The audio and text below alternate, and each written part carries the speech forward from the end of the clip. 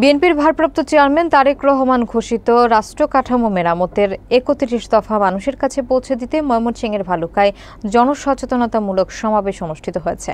বুধবার বিকেলে ভরাডোবা ইউনিয়ন বিএনপির উদ্যোগে পুরোরা সরকারি প্রাথমিক বিদ্যালয় মাঠে আলোচনা সভার আয়োজন করা হয়। সাইফুল ইসলামের প্রতিবেদনে থাকছে বিস্তারিত। ইউনিয়ন বিএনপির সভাপতি আয়ুব আলী সরকারের সভাপতিত্বে এবং উপজেলা বিএনপির যুগ্ম আহ্বায়ক সাখাওয়াত হোসেন পাঠানের সঞ্চালনায় সভায় প্রধান অতিথি ছিলেন বিএনপির জাতীয় নির্বাহী কমিটির সাবেক সদস্য এবং ময়মনসিংহ ১১ আসনে বিএনপির মনোনীত প্রার্থী ফখর উদ্দিন আহমেদ বাচ্চু।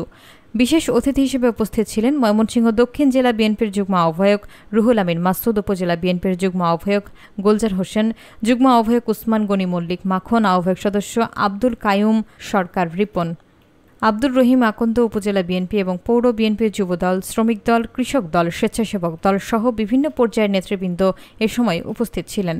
সমাবেশে বক্তারা বলেন, রাষ্ট্র কাঠামো মেরামতের ৩১ দফা বাস্তবায়নই দেশের গণতন্ত্র পুনরুদ্ধার এবং জনগণের অধিকার প্রতিষ্ঠার পথ।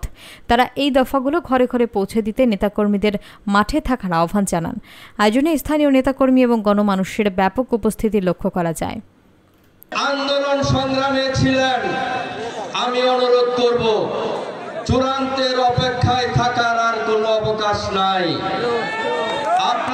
তারেক রহমান যে প্রতীক দিয়েছে, খালেদা জিয়া যে প্রতীক দিয়েছে, আমাদের যে প্রতীক সৃষ্টি করেছিল আমাদের শহীদ জিয়া রহমান, সেই প্রতীক এখন ফখর উদ্দিন আহমেদ বাচ্চু সাহেবকে প্রদান করা হয়েছে।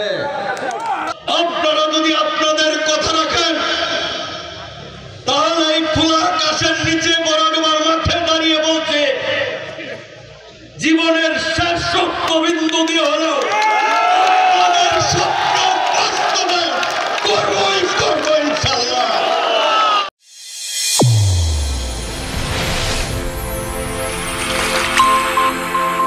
চ্যানেল A1 হৃদয়ের স্পন্দন।